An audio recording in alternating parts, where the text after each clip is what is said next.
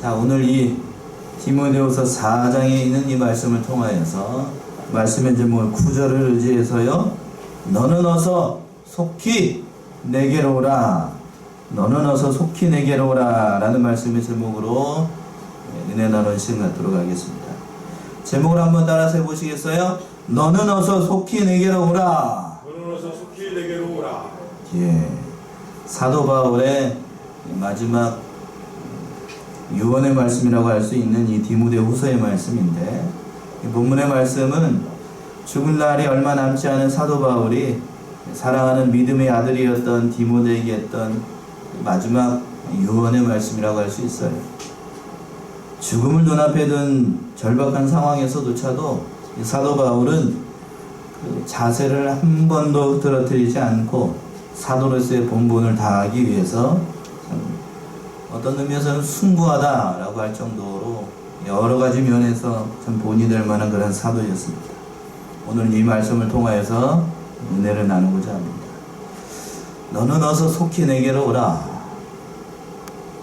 하나님께 오라. 그리스도에게 오라는 그런 말씀인데, 그 신앙의 길을 가기 위해서 어떻게 해야 되는가? 첫 번째, 끝까지 신앙의 길을 걸어가라는 첫 번째 당부의 말씀이에요. 끝까지 신앙의 길을 걸어가라. 9절 보시면 9절, 너는 어서 속히 내게로 오라 라고 되어 있습니다. 로마의 감옥에 있는 사도 바울이 디모데의 방문을 적극적으로 이렇게 요청하고 있어요. 한 번도 아니고 21절에서 보시면, 읽지는 않았지만 21절에서도 또다시 반복하고 있어요. 21절 한번 읽어보시겠어요? 21절. 겨울 전에 너는 어서 오라. 우블루와 부데와 리노와 글라우디아와 모든 형제가 다 내게 문안하느니라. 예. 어느 때에 오라고 되어 있어요? 21절에는 겨울이 되기 전에, 겨울 전에 오라 라고 되어 있어요. 이 말씀을 볼 때에 우리가 알 수 있는 것이 있어요. 로마의 감옥의 형편이 그렇게 좋지 않았다는 것을 알 수가 있지요. 그리고 음침하고 외롭고, 뒤에 가서 더 잘 나오겠지만 사도 바울 옆에 아무도 없었습니다. 물론 이 말씀을 사도 바울이 할 때에는 디모데의 방문을 종용하는 이유가 인간적으로 외로웠기 때문일 수도 있겠지만, 이보다는 마지막으로 믿음의 아들이었던 디모데에게 여러 가지로 당부해주고 싶은 말이 있었기 때문에 사도 바울이 디모데를 로마로 방문하도록 요청을 한 겁니다. 그래서 첫 번째로 권면을 하기를 끝까지 신앙의 길을 걸어가라 라고 당부하고 있어요. 끝까지 신앙의 길을 걸어가라. 그 신앙의 길을 걸어가기 위해서는 작은 1번에 보게 되면 세상을 사랑하지 말라 라는 말씀이 나와요. 10절에 그렇게 되어 있죠. 10절 한번 읽어보세요. 대마는 이 세상을 사랑하여 나를 버리고 데살로니가로 갔고, 그레스게는 갈라디아로, 디도는 달마디아로 갔고. 예, 10절 상반절에서 그렇게 되어 있네요. 대마는 어디를 사랑했다라고요? 이 세상을 사랑하여 나를 버리고 어디로 갔어요? 데살로니가로 갔고. 대마의 고향이 데살로니가라고 합니다. 대마는 옥중서신을 기록할 때까지만 해도 옥중에 있는 1차로 사도 바울이 로마의 감옥에 투옥이 될 때에, 그때의 사도 바울 옆에 있었습니다. 같은 종역자 역할을 했던 사람입니다. 바울의 신복 중에서도 한 사람이었죠. 그러나 2차로 투옥이 될 때에는 그가 본문의 말씀에서 보게 되면 어디를 사랑했다고요? 세상을 사랑해서 자기 고향인 데살로니가로 갔습니다. 바울이 참으로 이것을 가슴 아프게 여겼어요. 세상을 사랑하게 되면 그 사람 가운데 진리가 있지 않아요.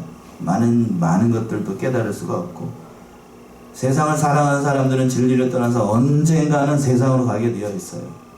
그래서 요한일서 2장 15절 16절에서는 이렇게 얘기하고 있습니다. 중요한 성경 구절이네. 찾아보세요. 요한일서 2장 15절 16절.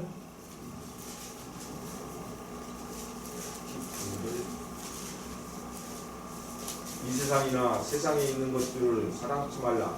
누구든지 세상을 사랑하면 아버지의 사랑이 그 속에 있지 아니하니, 이는 세상에 있는 모든 것이 육신의 정욕과 안목의 정욕과 이생의 자랑이니 다 아버지께로 쫓아온 것이 아니요 세상으로 쫓아오는 것이라. 예.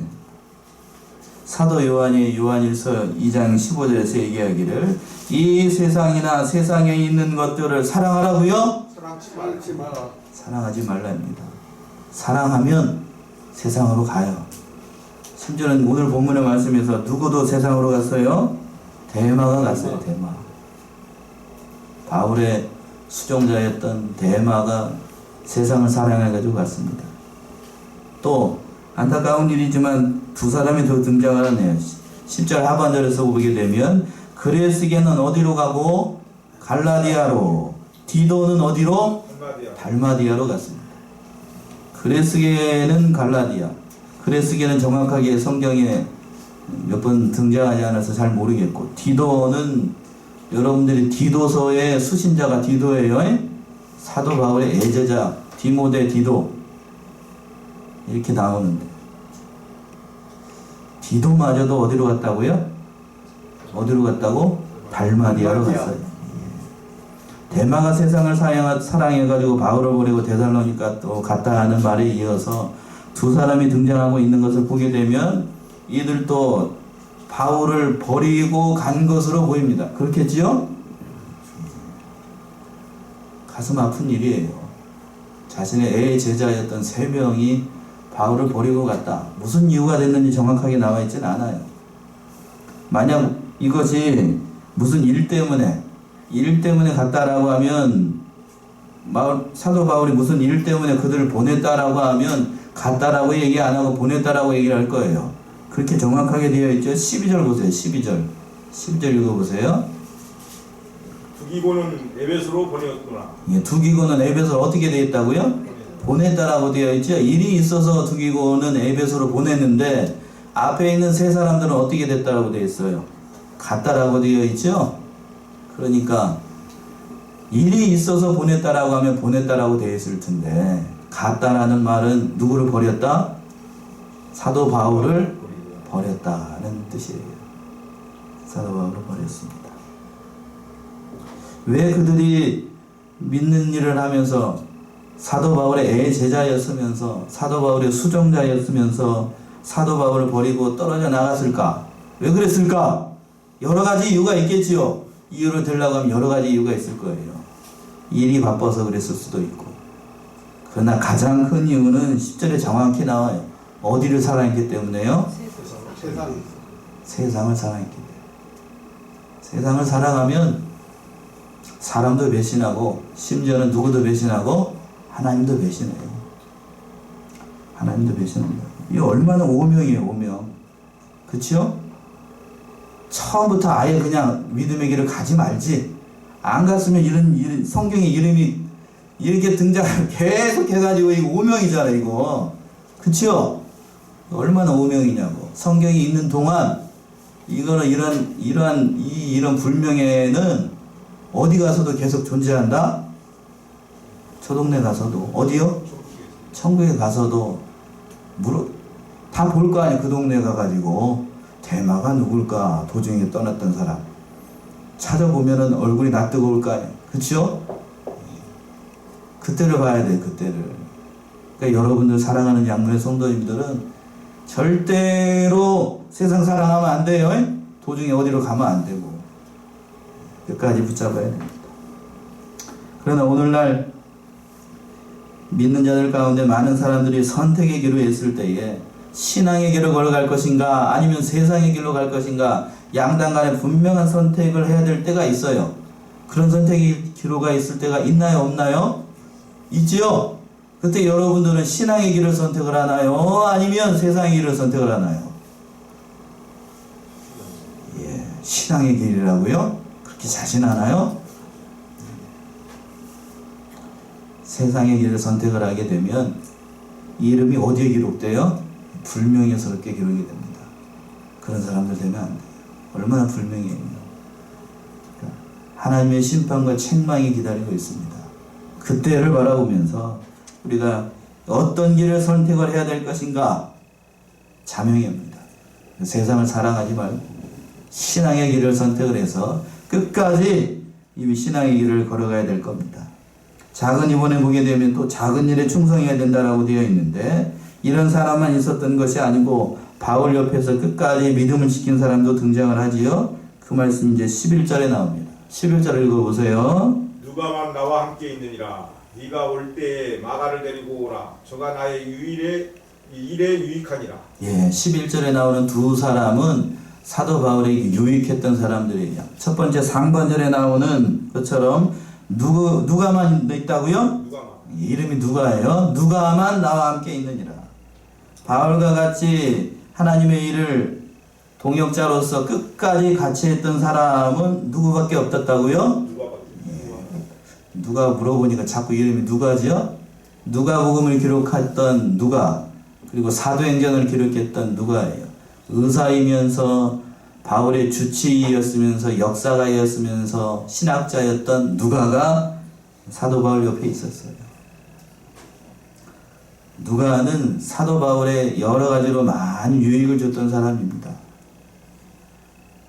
일을 하려면 이 사람처럼 해야 돼요. 끝까지. 어느 때까지? 끝까지 해야 됩니다. 끝까지 지켜야 돼요. 끝까지 지켜. 특별히 사도 바울이 얘기하고 11절에서 보시면 위에 10절하고는 정반대지요. 누가만 나와 함께 있느니라. 누가만 나와 함께 있느니라. 앞에 있는 사람들하고는 정대두가 됩니다.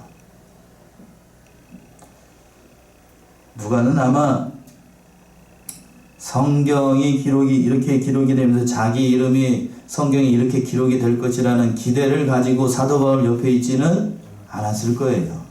그러나 사도 바울이 여기 디모데후서를 디모데에게 쓸 때에 자신의 이름을 이렇게 정확하게 얘기를 했습니다.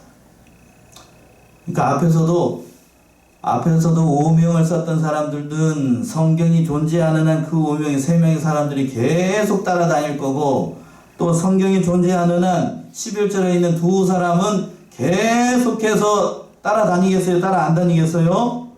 따라다녀요. 그렇겠지요? 이게 성경의 원리예요. 성경의 원리. 지극히 작은 일에 충성한 이 두 사람, 첫 번째 누가와 같은 사람을 하나님께서 귀하게 여기셔요. 그렇다고 하면 우리가 생각해 봐야 될 게 지극히 작은 일이라는 것이 무엇일까? 누가를 통해서 우리에게 교훈하시는 일은 자기가 맡은 일, 그것이 작은 일이에요. 누가가 맡은 일은 뭐였죠?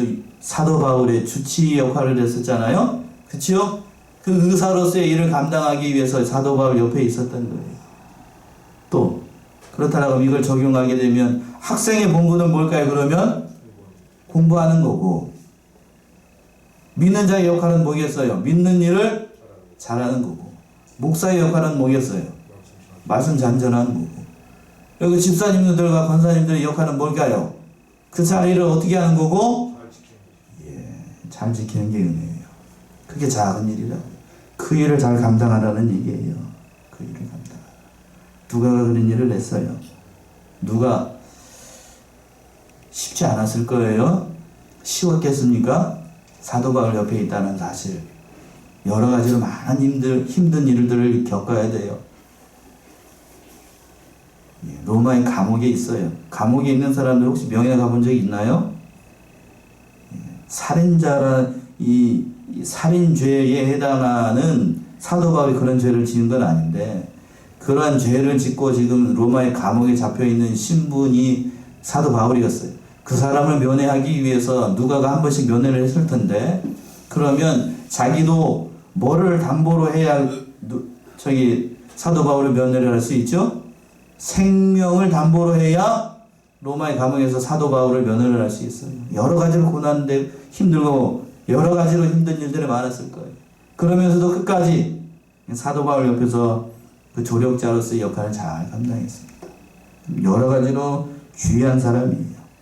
또 11절 하반절에서 보게 되면 또 유익한 사람 한 사람이 등장을 하는데, 11절 다시 한번 보시면은요, 누가만 나와 함께 있느니라. 네가 올 때에 누구를 데리고 오라고요? 마가를 데리고 오라. 저가 나의 일에 유익하니라. 여기서 마가는 마가 요한을 얘기를 합니다. 마가복음을 기록했던 바나바의 생질이었죠. 바나바의 생질인 이 마가 요한인데, 본래부터 마가 요한이 유익한 사람은 아니었습니다. 시간 관계상 다 찾아볼 수는 없겠지만 이 마가의 내력을 살펴보게 되면 처음부터 유익한 사람은 아니었어요. 처음에는 아주 비겁한 사람이었습니다. 마가복음 14장 51절 이하에 잘 나오고 있는데 무슨 일이 있었냐면 가룟 유다가 자기 그 로마의 병정들을 데리고 와가지고 자기가 그 마지막 그 성찬식을 얘기했던 예수님께서 성찬식을 거행했던 그 마가의 다락방으로 이렇게 오니까 그거를 마가 요한이 봤어요. 마가 요한이 봤다라고요. 그러니까 예수님이 잡히면 안 되겠으니까 잠자고 있다가 그걸 봤어요. 그러니까 옷입을 새도 없이 어떻게 샥 두르고 막 쫓아가 막 따라갔어요. 겟세마네 동산에 갔더니 누가 먼저 도착했었냐면 가룟 유다와 유대의 병정들이 도착해 있었어요. 그러니까 예수님이 잡혀가는 것을 보고 뭘 벗어 던지고 입고 있었던 혼이불 있죠? 여러분 잠잘 때 이렇게 덮는 이불 있잖아요. 그 이불을 그냥 벗어 던지고 맨몸으로 도망갔던 사람이 누구? 마가 요한입니다. 그렇게 비겁한 사람이었어요. 또 배반자였습니다. 사도행전 13장에 나오는데 바울과 바나바가 1차 전도여행을 떠날 때에 누구를 데리고 갔냐면 이 마가 요한을 데리고 갔어요. 그런데 선교를 나가보니까 힘들어요. 그래서 어떻게 도중에 가버렸어요. 이렇게 배반했던 사람들이고 결국에는 그 일 때문에 누가 갈라지게 되냐면 바울과 바나바가 아주 심하게 싸워가지고 갈라지게 했던 원인을 작용했던 사람이 이 마가 요한이에요. 이렇게 무익했던 사람이 마가 요한이었습니다. 그런데 오늘 본문의 말씀에서 보게 되면 11절을 보시면 뭐라고 되어 있지요? 11절 하반절에 네가 올 때 누구를 데리고 오라고요? 마가를 데리고 오라. 저가 나의 일에 무익하다고요? 유익하다. 처음에는 이렇게 비겁자였고 배반자였고 무익한 사람이었는데 뒤에 가서는 마가 요한이 뒤에 가서 베드로의 제자가 되거든요. 베드로를 따라다니면서 많은 신앙의 연단을 받고 유익한 사람이 되었어요. 유익한 사람. 어떻게 유익한 사람이 되었을까? 전에 이렇게 철없이 행동했던 모든 것들을 회개하고 유익한 사람이 되었다는 거예요. 그렇다고 하면 여기에서 세 종류의 사람이 등장을 하네요. 자, 10절에서 보게 되면 믿는 사람은 이 셋 중에 하나 다 걸려요. 세 명 중에 한 사람, 세 종류의 사람 가운데 하나. 첫 번째는 처음에는 믿는 일 잘 하다가 뭐를 좋아하는 사람이 있고 세상을 사랑해가지고 믿는 일 떠나는 사람이 있고, 두 번째는 어떻게 하는 사람? 끝까지 믿음의 일을 잘하는 사람. 그리고 마지막으로 세 번째는 처음에는 어떤 사람이었는데 하기 싫습니다. 안 하겠습니다. 못합니다. 라고 했다가 회개하고 난 다음에 어떻게 하는 사람? 잘하는 사람. 여러분은 이 세 종류의 사람 가운데 어느 부류에 속하나요? 어느 부류인가요? 처음에는 좀 잘하는 것 같은데 뒤에 가서는 용두사미가 되는 그런 사람인가요? 아니면 끝까지 하나님의 일을 잘 감당하는 사람인가요? 아니면 처음에는 못하겠습니다. 그러나 뒤에 가서 순종한 사람인가요? 믿는 사람이 셋 중에 하나 다 걸려요. 어느 중에 하나, 어느 건가요? 저를 빤히 보고 웃으시기만 하는데 저는 세 번째입니다. 몇 번째라고요? 세 번째. 처음에는 무익한 사람이었어요. 내 뜻대로 살려고 했고. 그러나 하나님의 강권하심에 때문에 회개하고 이 길을 걸어가고 있어요. 어떤 사람이 유익한 사람일까? 우리의 생각과 이상은 누가처럼 어떠한 일이 있다 할지라도, 또 사도 바울처럼 어떠한 일이 있다 할지라도 믿음의 길을 걸어가기를 소원을 하지만, 그러나 우리는 그런 사람 아니에요. 그런 사람 아니라고. 그렇죠? 우리가 좀 솔직해지자고요. 끝까지 그 믿음의 길을 걸어가나요? 우리는 첫 번째 아니면 가다가 믿음의 길을 가다가 어려운 일을 만나면 어떻게 되고, 세상이 좋아 보이게 되면 뭐요? 세상으로 가버려요. 또 힘들면 어디로 가고? 돌아가 버리고. 그게 우리예요. 그러나 회개하고 돌이켰던 마가 요한과 같은 그런 사람이 되어야 돼요. 그런 유익한 사람들이 되어야 됩니다. 참 그런 사람들이 참 많은 이 시대가 되어야 될 줄로 압니다. 그리고 이제 13절부터 보게 되면 양식을 많이 준비하라고 되어 있어요. 끝까지 믿음의 길을 걸어가기 위해서는 양식을 준비해야 되는데 13절 한번 읽어보시겠어요? 13절. 네가 올 때 내가 들어와 가부의 집에 둔 겉옷을 가지고 오고 또 책은 특별히 가죽 종이에 쓴 것을 가져오라. 예. 상반절에서 보시면 네가 올 때에 내가 두로와 가부의 집에 둔 뭘 가지고 오라고 되어 있어요? 겉옷을 가지고 오라. 이것을 봤을 때에 사도 바울의 형편이 얼마나 열악했는 것을 잘 알 수 있어요. 마지막 투옥이 될 때에는 뭐를 가지고 오는 사람도 없어요. 옷을 가지고 오는 겨울옷을 옆에서 수종 두는 사람도, 옷을 주는 사람도 있었다고 없었다고요? 없을 정도로 디모데에게 그 전에 두었던 그 헌옷, 그 겉옷을 가지고 오라. 춥다는 거죠. 그러니까 그것까지 공개하는 사람이 없을 정도로 육신적으로 매우 힘들고 고독하고 쓸쓸하고 그런 형편에 놓여 있었다고 하는 거예요.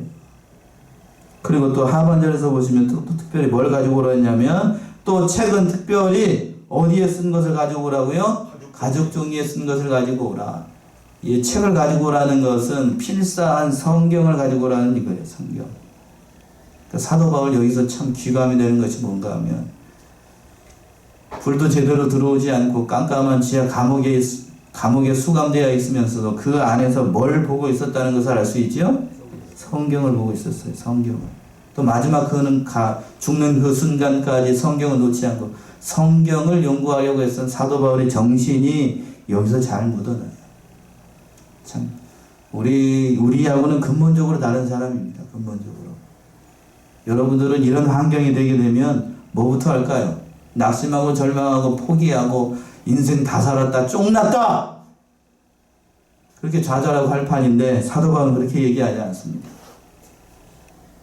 성경을 가까이 해요. 성경을. 참 영육간의 양식을 잘 준비했던 그런 사람입니다.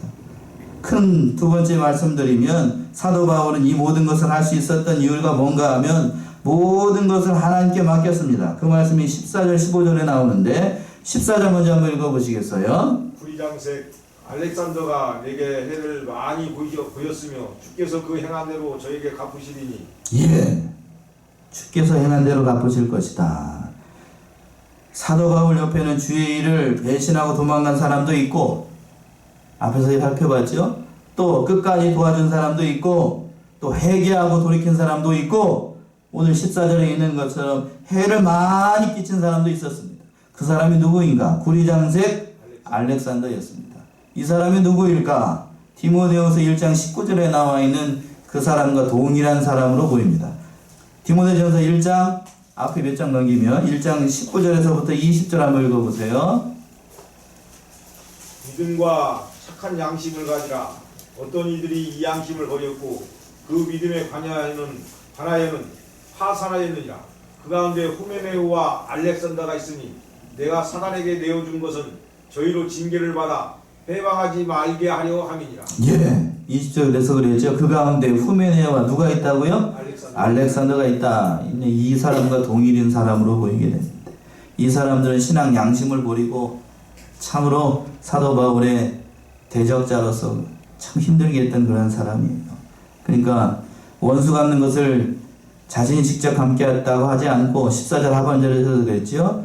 주께서 그 행한 대로 저에게 어떻게 하시리라? 갚으시리라. 하나님께 맡겼어요.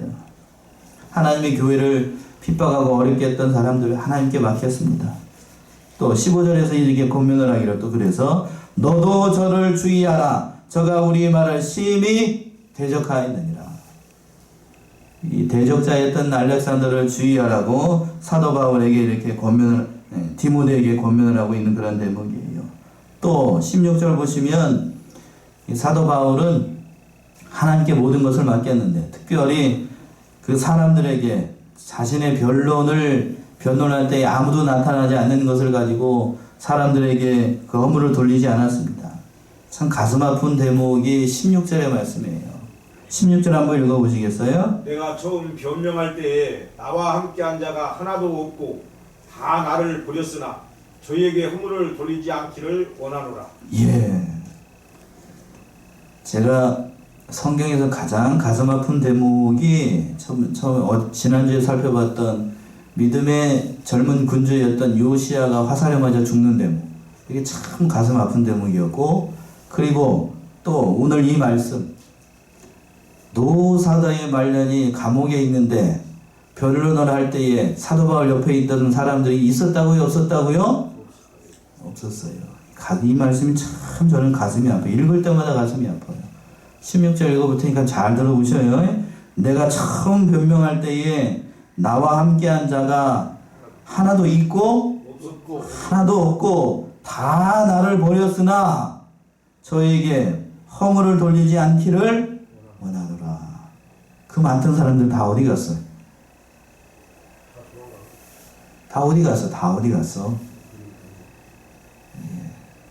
참 이 사도 바울이 로마 감옥에서 변론을 할 때에 그 많던 사람들 실제로 그랬대요. 네로 황제 앞에 사도 바울이 변론하라고 나올 때에 그 수많은 사람들이 사도 바울을 죽이려고 하는 그 순간에 사도 바울을 변호한 사람은 사도 바울 혼자밖에 없답니다. 이 얼마나 기가 막힌 상황이에요. 기가 막힌 상황. 노사도의 말은 참 쓸쓸하지요. 이런 상황이 되면 여러분들은 어떻게 하시겠어요? 16절 하반절처럼 얘기하실 수 있나요? 솔직하게 한번 얘기해 보셔요. 자기가 애써서 키운 사람들, 그 수많은 사람들이 다 등 돌리고 가는 상황 가운데서 이렇게 얘기할 수 있는가? 16절 하반절에 뭐라고 되어 있는데요? 저희에게 뭐를 돌리지 않기를 원한다고요? 허물을 돌리지 않기를 원한다. 저도 장담하지 못해요.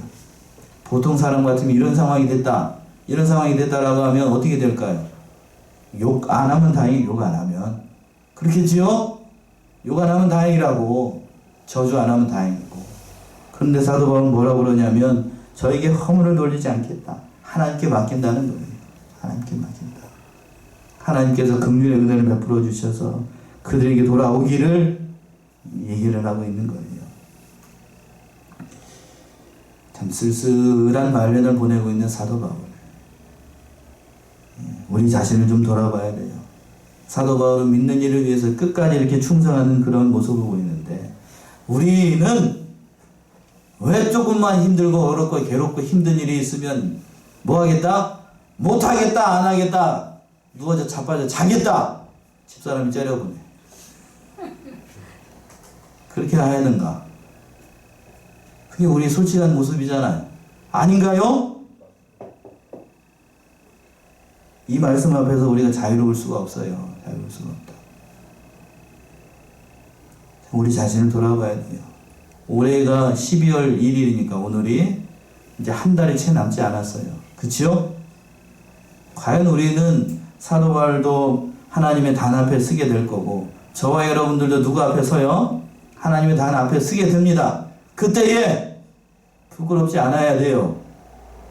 부끄럽지 않아야 됩니다. 그때를 바라봐야 됩니다. 그때를. 참 사도 바울이 어떠한 모습일지, 어떠한 영광된 모습일지 그건 가끔 생각을 해보게 돼요. 우리 자신을 좀 돌아보고 좀 세야 되겠습니다. 마지막으로 세 번째는 하나님의 영광만을 바라봤기 때문에 이 사도 바울이 이 믿음의 길, 어려운 길을 걸어갈 수 있었어요. 그 말씀이 17절, 18절에서 잘 나옵니다. 사도 바울의 눈부신 신앙이 여기서도 잘 드러나고 있어요. 17절 한번 읽어보세요. 17절. 주께서 내 곁에 서서 나를 강건케 하심은 나로 말미암아 전도의 말씀이 온전히 전파되어 이방인으로 듣게 하려 하심이니 내가 사자의 입에서 건지었느니라. 예. 사도 바울이 그 믿음의 길을 걸어갈 수 있었던 이유, 거기에 여기 있어요. 여기서 주께서 누구 곁에요? 내 곁에 서서 나를 강건케 하심이라. 다 버리고 가도 누가 함께 있다는 사실 알았어요? 예수님이 나와 함께 있다. 이것 때문에 사도 바울이 서 있을 수가 있었던 거예요. 외롭고 힘들고 괴로운 그 현장 가운데 주님이 함께 하신다. 이것 때문에 사도 바울이 그 어려운 형편을 이겨나갈 수가 있었던 거예요. 참 사도 바울 대단하다는 말밖에 할 말이 없어요. 예. 이런 상황이 되면 이런 말을 우리가 과연 할 수 있을까? 예. 저 자신을 돌아봤을 때 말씀을 준비하면서도 그랬지만 저는 장담하지 못할 것 같아요. 솔직한 심정이에요. 솔직한 심정. 여러분들은 어떠신가요? 예. 이런 상황이 됐어요. 다 버리고 갑니다. 나 혼자 남았어. 예? 마찬가지. 마찬가지인가요? 장담 못해요. 대단하다는 그런 말밖에 할 말이 없습니다. 그러면서 또 우리를 다 부끄럽게 만드는 것이 마지막 18절의 말씀이죠.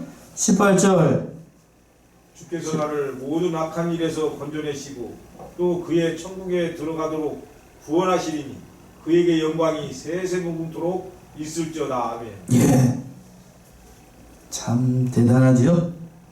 주께서 나를 모든 악한 일에서 건져내시고 또 어디에 들어가게 하신다고요?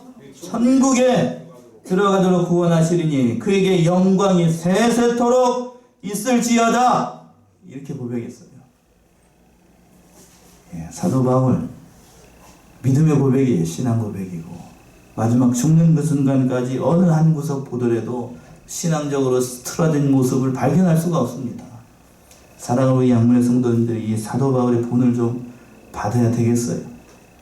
예. 이런 고백을 하기까지 사도 바울 옆에는 이런 환경이 아니었어요. 자기가 믿고 길렀던 제자들이 다 등 돌린 상황이고 누구만 옆에 있고 누가만 자기 옆에 있었어요. 그리고 마지막 변론할 때에는 누가마저도 들어오지 못했어요. 아마 들어오지 못하게 한 것 같아요. 그 혼자 있는 상황 가운데 모든 수많은 사람들 앞에서 그 모든 힘든 과정들을 겪었을 사도 바울의 심정이 어떠했을까?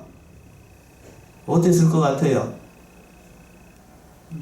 그런 가운데서도 저에게 허물을 돌리지 않는 사도 바울의 이 큰 믿음, 저희가 그런 가운데 있을 때 우리 자신을 좀 돌아보고 사도 바울의 정신, 너는 어서 속히 내게 오라 는 말씀에 우리는 자유로울 수가 없습니다.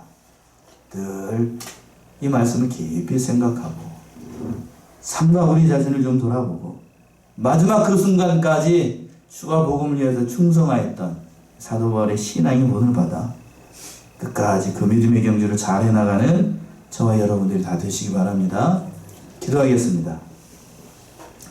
은혜와 사랑이 풍성하신 거룩하신 아버지 하나님, 너는 어서 속히 내게로 오라 라고 말씀한 사도 바울의 마지막 권면과 부탁의 말씀을 살펴보는 가운데 있습니다. 아무도 이 말씀에 자유로울 수 없다는 것을 깊이 깨닫고 참으로 어렵고 힘든 가운데서도 그 믿음의 길을 걸어나갔던 사도 바울의 신앙의 본을 받아 우리가 이 세상 살아갈 동안에도 그 믿음의 길을, 그 신앙의 길을 끝까지 걸어나가는 사랑하는 성도들 다 되게 하여 주시옵소서. 감사하고 예수님의 이름으로 기도하옵나이다. 아멘.